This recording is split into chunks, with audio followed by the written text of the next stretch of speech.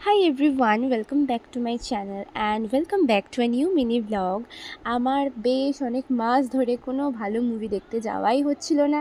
সেরকম ভালো মুভি হয়তো আমার জন্য প্রেফারেবল আসছিলও না। তাই জন্য আজকে ফাইনালি স্পাইডারম্যান রিলিজ হওয়ার প্রায় 1-2 সপ্তাহ পরে আমি সেটা দেখতে যাচ্ছি। তো তার জন্য একটা এই সিম্পল লুকটাই রেখেছিলাম, কারণ অনেকটা বাইকে করে যাওয়ার ছিল।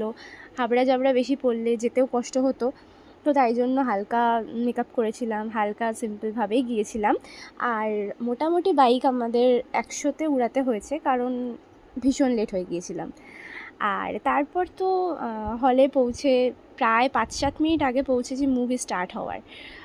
তো যাই হোক, মিস করিনি একটুও সিন। তো তারপর তো দেখলাম মুভি। আর আমার মতন অ্যাকশন লাভারদের কাছে এর থেকে ভালো মুভি আর কী হতে পারে রিসেন্ট ডেজে। তো তারপর মুভি দেখে বাড়ি চলে এসেছিলাম, আর ওখানে একটা কফি নিয়েছিলাম, বাট কফি খেলে তো শুধু পেট ভরে না। তো তাই জন্য আসার পথে একটু ক্রিস্পি চিলি চিকেন খেয়ে নিয়েছিলাম। চলো টাটা।